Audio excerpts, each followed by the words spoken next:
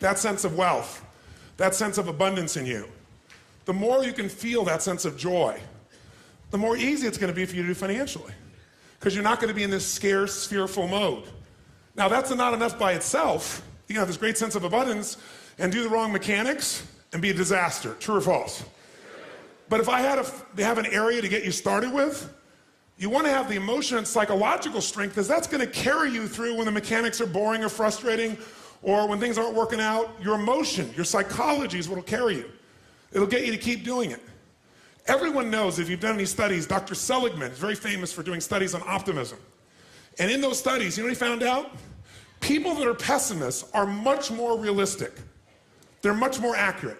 If you give them a test and you ask them to look at something and give you a size measurement of it, or to evaluate their own success or failure at a task, and every study Seligman's done, he did it in the University, I think Pennsylvania, if I remember correctly, originally, what he found was that optimists always see themselves as doing better than they really did.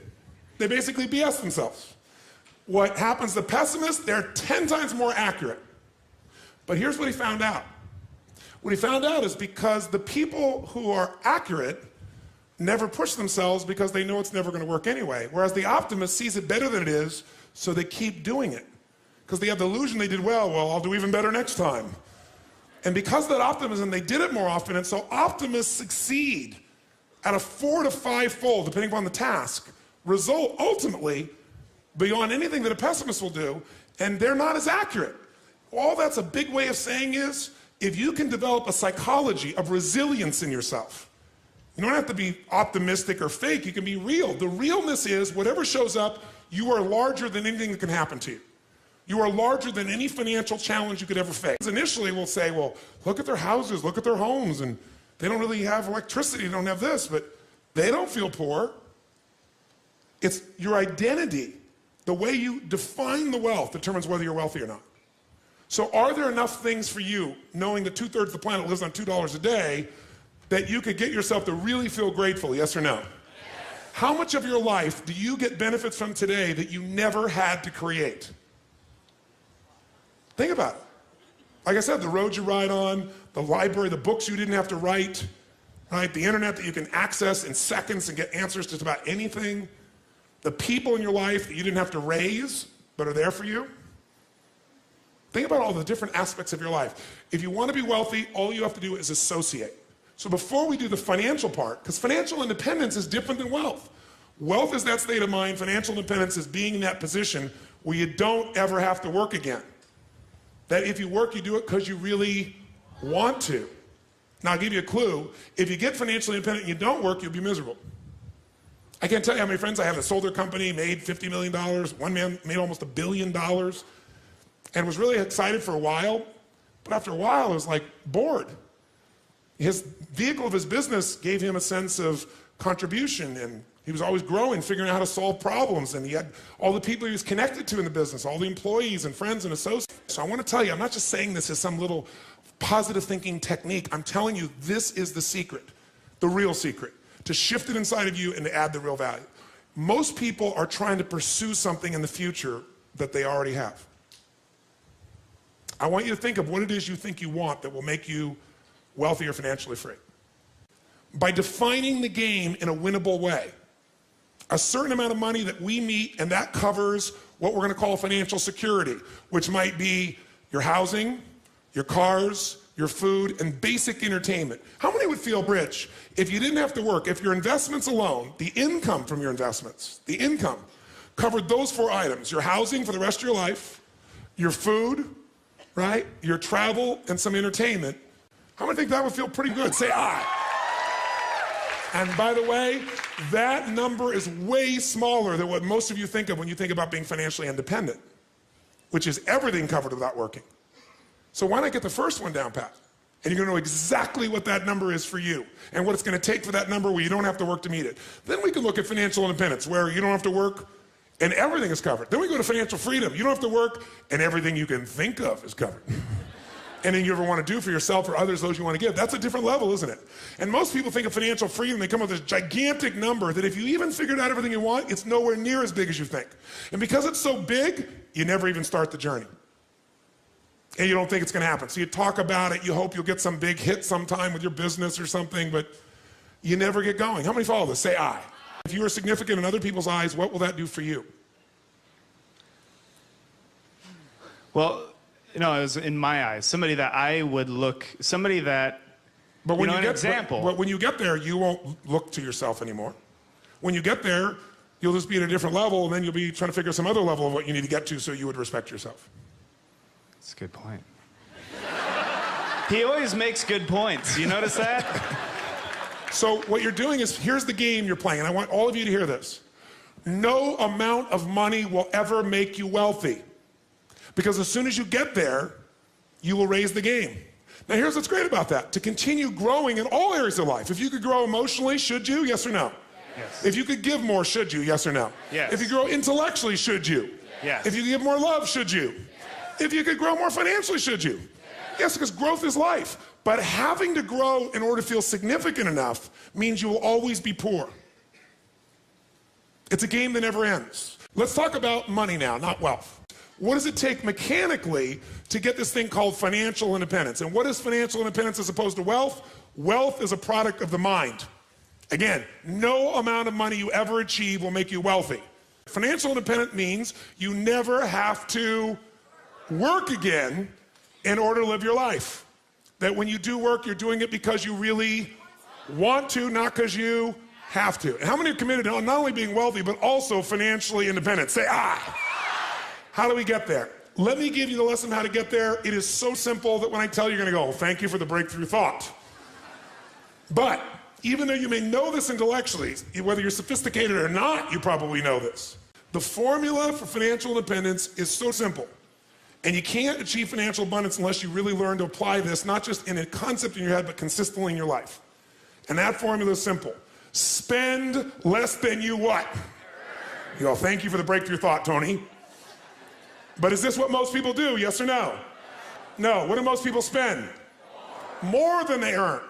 There's no way around this. No matter how much money you have, if you spend more than you earn, you got a challenge. So there's no way to be financially free, financially independent without spending less than you earn. And what do you got to do with what you don't spend? You got to invest the difference. Because what I want to show you right now is how do you build what everybody should own. Every one of you should leave here with your own personal money machine. You want to create a money machine. A machine that while you're sleeping is making you money. Right? So you're no longer trading the most valuable resource you have in life, your time, for money. You want to trade money for money. You want money to go to work. You want to put that money to work for you so while you're sleeping it's making a difference. You want to create a machine. And that machine you want to create is something that you want to be able to feed you at some stage where you don't have to work. That's what the money machine is. The second secret to this is you got to reinvest. How many of you have ever made a big hit in your investments and went, oh my God, that's so cool, and took the money and spent it on something? Raise your hand, say I. Come on, say I. I know you all, anybody who's invested has done this. If you got a big hit, you go, oh, this is it. Nothing wrong with that, but you got to make sure a significant amount of that, you reinvest your returns so you get compounded what? Compounded growth is the most basic principle in the world. We all know it intellectually. But are you emotionally associated enough that you're really utilizing it to its maximum capability? If you don't, you're not going to get financially free. You will never get financially independent by your earnings alone. Every one of you in this room is going to lose money. Every one of you. There's no way. The person I work with, one of the top financial traders in the history of the world, top 10 in the history of the world, is not even right half the time. How could you make billions of dollars if you're not even right half the time? Not even 51% of the time. I'm going to show you in a few moments. It's known as asset allocation. It's the way you invest. It's what you do. That's what's going to shift this. So first step, spend less than you earn, invest the difference. Second step, reinvest it so you get compounded growth until you reach the home run, your money machine, until you reach a critical mass of capital, of investment capital. When you get to that critical mass, and what determines the critical mass is how much you need for the lifestyle that you want. Once you get to that critical mass, what it provides for you is what you're investing for. Who knows, no matter what investment you're doing, what are you really investing for? Whether you're investing in cars, stocks, bonds, real estate, financial instruments, what are you investing for? You're not investing for returns. That illusion will keep you from getting to the end game. If you're wealthy, here's what makes you wealthy. Income, not assets. Assets you can buy, and assets change in value all the time. You need income. This is the only reason to invest. You invest for one reason, so you have an income for life without working. And to do that, you got to build a critical mass of capital, that the interest on it alone will give you that income, and you can have the life you want without working. And the only way to do that is do those first two steps. Spend less than you earn, invest it, reinvest it till you hit that critical mass. Now, how to do that is actually a lot simpler than you think. We make things more complex than it really is. You got to think of this as your target. In order to achieve what you want, where you have a money machine, here's what you must do. You must pick out a minimum financial goal for yourself. Even to achieve your minimum financial goal, you got to pick out a specific amount of money that you're going to invest every month, every year, no matter what. A specific percentage of your income. If you don't do that, forget the rest of this course. It's a waste of your time. Because you'll go make a bunch of money, but you won't be practicing the fundamentals, and eventually you'll make a mistake and you'll lose it. Let me tell you another secret to life. If you do the right thing at the wrong time, you get pain. If you plant in the winter, I don't care how hard you work. I don't care if you work day and night and you work to the bone and you plant your seeds in the middle of the winter, what's going to happen when fall comes? Are you going to be rewarded, yes or no? No. So if you don't understand that the seasons are changing, you're in trouble. What is asset allocation? It means out of the money you have to invest, we're going to create 3 buckets. Really simple way of thinking of this from now on. The first bucket is the security bucket. When you think about investing, think of 2 types of investments. There are fixed income investments, and most of you are clear what this means. What does it mean when it's a fixed income investment? Who knows? What does that mean? You got a guaranteed rate of return, assuming they deliver. And anyone cannot deliver, including the US government. They haven't not delivered, but they could. Is there risk in any investment, yes or no? So just ratios of risk. And as we know, no risk, no reward. So if you don't invest, you're going to lose if you invest at times. But if you don't invest, you've already lost and you can never win, never have a money machine, never be financially free. The second type of investment that you can make and helps you understand what you're going to do is something that's going to be growth driven. And growth investments are investments where you probably have a much greater potential for growth, which means you get a greater return if you're successful. But if you're not successful, do you have a guaranteed rate of return, yes or no? No, so in a growth investment, you have the potential of greater return, but also greater loss. The security bucket is where you want to put investments that are secure by their nature. Because they're secure, is this going to give you a huge compounded return per year, yes or no? But can it give you a huge compounded return even if the number is small if you do it long enough, yes or no? So what we want to do is your first investments have to be in your security bucket, and everybody wants to do the opposite. Okay. The question then becomes what percentage you put in your security bucket, what goes in there? Well, here's some things that go in there. If you don't have at least 2 to 6 months worth of cash that covers your overhead, you're in deep trouble. The first step to getting financially secure, not financially independent, is to make sure you got enough cash that if something happens, you can go for 6 months. You got the freedom. What else might you put in there? Types of investments. An IRA goes in here, right? Pretty secure. Insurance. The insurance is protecting you. That's part of security. What else could go in there? Your home. Don't think of your home as an investment. Because for most of you, you're eventually not going to sell that home and eat it. You're not going to sell your home and get income off it. Now, some of you may be. You made a stage of life where you're accumulating the same homes, and eventually you're going to sell and buy a smaller home and take that critical mass that came from selling the big home, and it's going to take care of you for life. If you're doing that, great. But the place to think about your home in terms of leverage, put it in your security bucket. How many agree with me on this, by the way? Say aye. Because, by the way, if you don't have a home, you're going to be really stressed out, right? So I got to think of my growth outside my home, really. Think of your compound interest outside your home. Your home may be a bonus for you. And fixed income investments all fit in this category. Now, what's the second bucket? Second bucket is growth. 2 ways you're going to learn about growth. The buy and hold strategy, which is the strategy of an owner. And by the way, that buying and holding, that is less risky to some extent than momentum because of the timing. But it can be just as risky. What is momentum trading? That's when you're no longer an owner, you're a trader.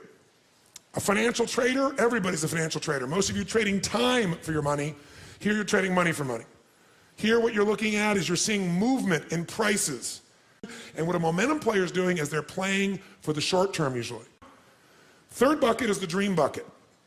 The dream bucket is you want to travel around the world. The dream bucket is You, depending upon the size of how you think or what you're doing or your economics, you want to own a condominium in Aspen. It might be the boat, it might be a trip, it might be owning a basketball team, owning an island. Depends on the size of what it is you want to do. And by the way, bigger isn't better. The more you have to feel financially free, the more stress you're going to have.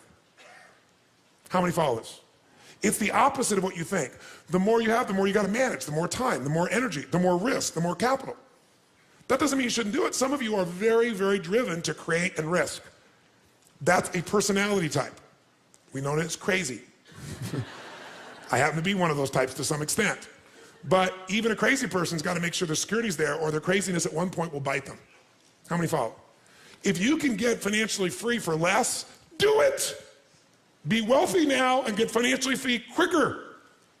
And then lock in, you won. And then keep that stuff in your security bucket. And if you want to play a bigger game now, you've already won, and everything you're playing now, that's where the house is money. You can go for something bigger, and if it doesn't work out, you're still handled. Your security, what you're here for, is totally free. How many follow what I'm talking about here? Say I.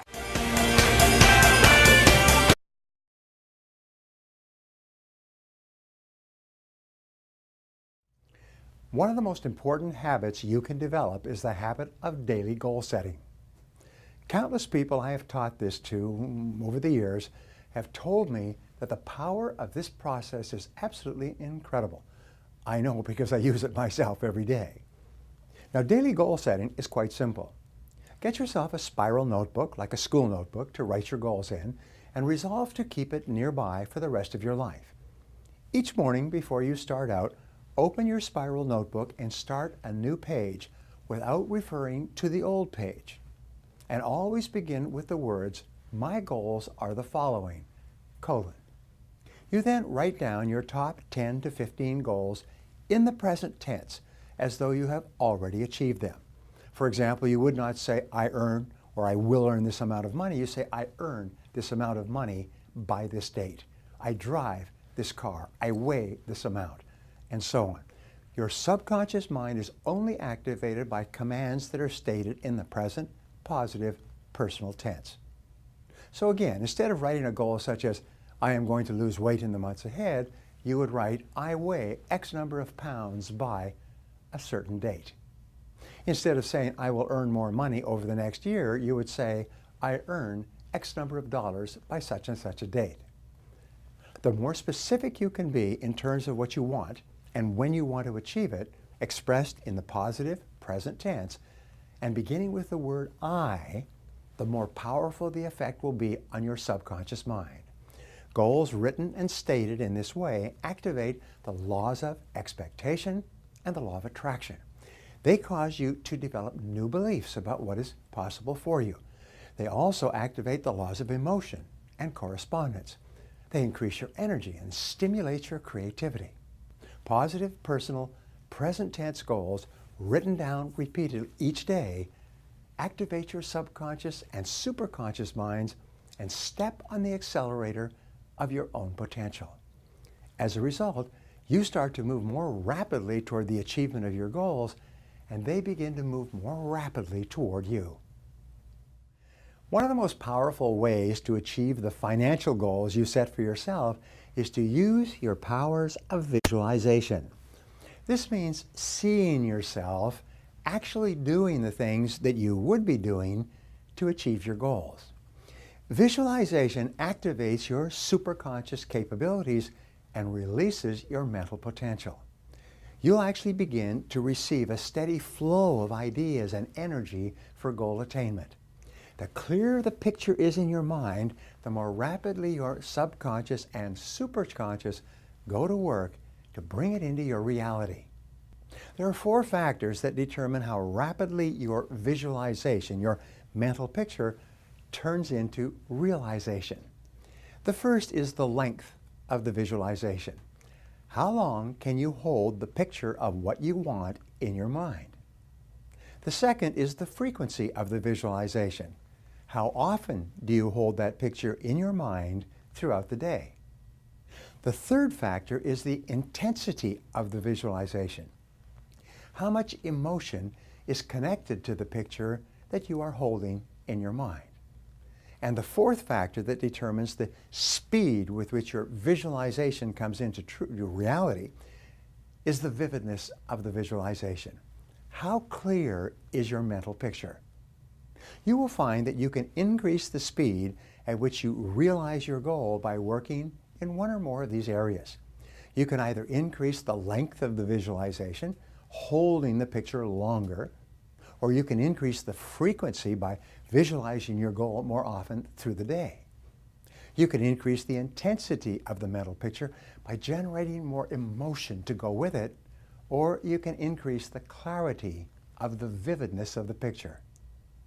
The best way is to practice all four. Play and replay the picture of your goals on the screen of your mind. The more you visualize and see your goal as a reality, the more intensely you will desire your goal. The more you want it, the less you will fear failure and rejection and the possible losses that may go along with the pursuit of your goal. Creative visualization deepens your belief that your goals are attainable. It increases your self-confidence.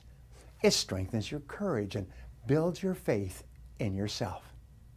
The more often you replay the picture of your desired future in your mind, the more unstoppable you become. Thank you for viewing this video on how to use your powers of visualization to achieve financial freedom.